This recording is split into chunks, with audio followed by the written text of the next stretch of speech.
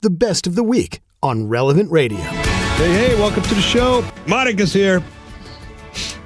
Are you here? Present and accounted for. All right, good. Licensed clinical professional counselor and daughter.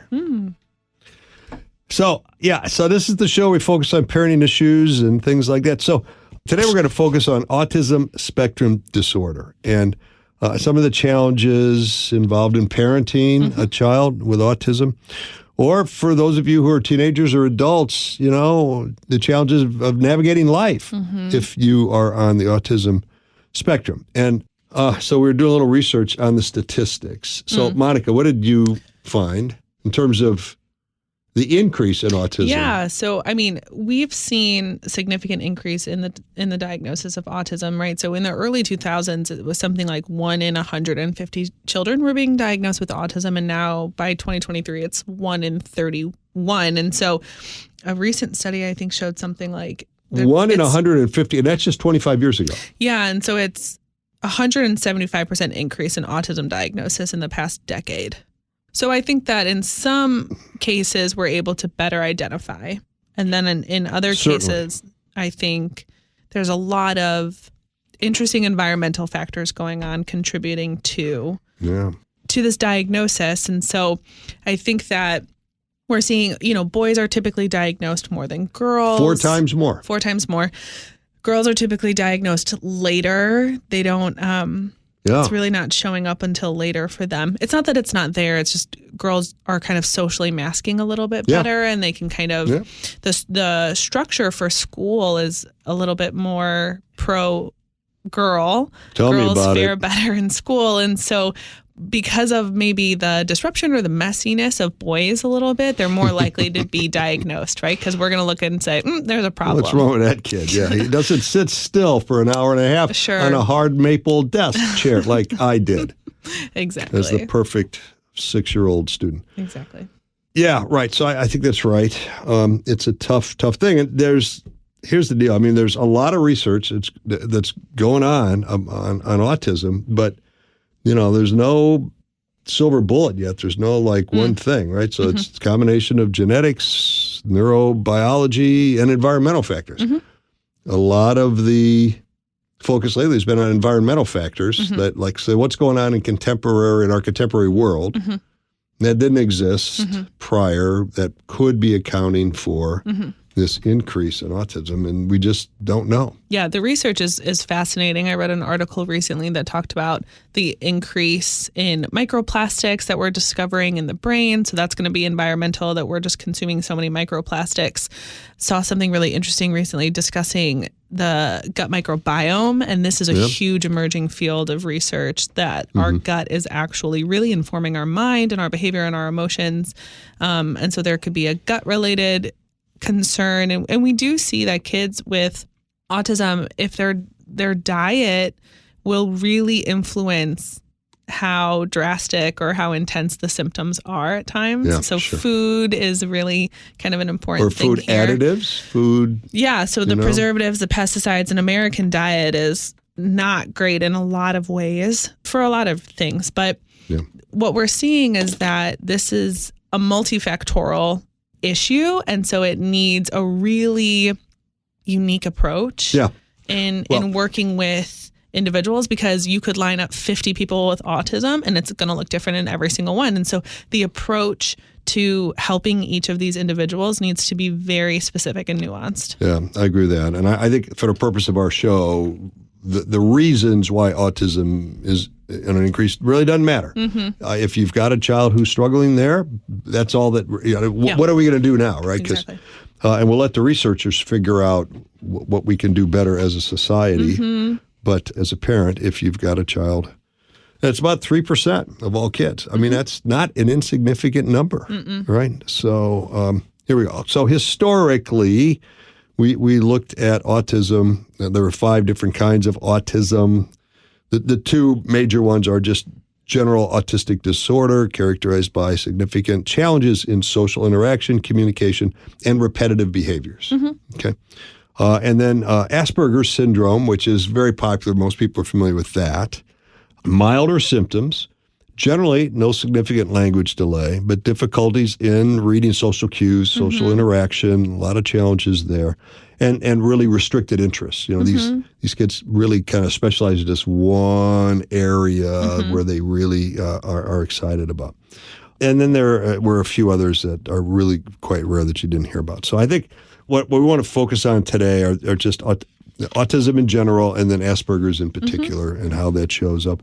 In 2013, the DSM-5, which is the manual that Monica and I use, that psychiatrists and mental health folks use, that kind of looks at mental illness and emotional challenges, et cetera, changed the whole autism definition to autism spectrum disorder, and then there's just 3 levels. First level requires support, second level requires substantial support, and level 3 requires very substantial support. I don't know that that's all that helpful. I'm not sure I know what the difference is between substantial and very substantial, and how do you draw that line, right? Yep. So anyway, the APA is trying to figure it all out and doing the best they can. All right, common symptoms of autism, okay? And again, these happen on a spectrum. So, you can be very mild or very severe in these things, or somewhere in between. And you're right, 50 kids are all going to show up at a different place on that spectrum, right? The thing that we notice generally, I think, pretty rapidly is difficulty in verbal and nonverbal communication, right? So getting the idea out of my brain, into my mouth, and then out of my mouth is a struggle. Yeah, so these younger kids, it might show up with delayed speech. They may be late talkers, or they're struggling to maybe communicate exactly what they're thinking or making those connections. You're also going to see maybe a lack in imaginative play, right? So kids should be kind of have this robust imagination. And so because autism is their brain works in a really very structured way. And so it's their world is a little more black and white, right? And so kind of these more imaginative or kind of vague concepts that a typical kiddo is engaging in, a kid with autism is not going to, the car is going to drive on the road. The car's not going to fly in the air. Yeah, right. Cars don't fly. They don't do that. And so, there's something. There's something there, yeah. And then the other thing that stands out quite a lot is these folks struggle understanding social cues and forming relationships. So interpersonally, they really struggle. They don't get the nuance. They don't get so if we think humor. about it, conversation and relationships are like a dance. Yeah. And people who are good at dancing can kind of read each other's bodies and move together and adjust to the movement and to the rhythm, and there's something there, right? It's not as structured. And so when a brain is working in a way that needs to be very structured and very black and white, conversation and relationships can be really difficult because I struggle with the fluidity of that. And I struggle with the knowing how to respond if it wasn't kind of detailed for me. And so that's really a learned skill. Yeah. That can be learned, but we're going to see some deficits there. Yeah. No, I remember a conversation I had back when I was in the corporate world with a guy in our IT department and a guy in our marketing department. The guy in the marketing department and myself were just kind of ribbing each other back and forth, poking fun, your mama wears combat boots kind of thing. And, the conversation broke up, and the IT guy came up to me later and said, "Doug, what was that all about?" He said, "I thought you really liked Bob." Oh. I said, "I love him. He's a great guy. Why were you saying those really mean things to him?" Right? He didn't get it. Right? He just didn't get that the humor thing. But he was a genius at computers. Yeah. So what's happening there is what's happening there is that I'm hearing the words that you're saying, but I'm not able to pick up on tone or sarcasm or body language that tells me this is a joke. Yeah. So the words are probably mean, but the tone and the way I communicate them suggests or shows that it's humorous. Yeah. And so that's just the real struggle for these folks is dating, friendships, et cetera. They really struggle. And it's their world is different when it comes to forming relationships and close friendships. And so social communication, social interaction is a big struggle. Repetitive behaviors, you see that sometimes, hand flapping or just rocking back and forth. Yeah, that's what we would call stimming, in that they're potentially very stressed and overwhelmed. There's a lot of sensory input coming in, which is overwhelming. The sensory input, we find kids with autism struggle with that, right? So their senses are a little heightened. So the lights maybe feel a little brighter. They can feel the clothes on their skin sometimes. Yeah. So think about how much, if all of their senses are kind of heightened, how much input's coming in, it can be overwhelming. And so we see what we would call stimming, and that's kind of the hand flapping potentially, or kind of these repeated motor behaviors. Yeah. Yeah. So overstimulation or under reactivity to sound, smells, lights and textures and things like that. So, but some of these folks, especially if they have Asperger's, have exceptional abilities. I mean, some folks have got unbelievably great memories. They have wonderful attention to detail. They can have very advanced skills in math, music, or art. It's the same with autism, in that we have to just learn. And it doesn't have to necessarily slow us down in life. Yeah. No, thank you for that. We've got a few callers we'll get to. Hello, Mary. Thanks for calling. Hi. Thanks for taking my call. Oh, I so appreciate your call. Tell us your story. My child is now in the 20s, and she was diagnosed. It took about a year to diagnose her, starting at 3. And I will say that I didn't see it, being a first-time mom.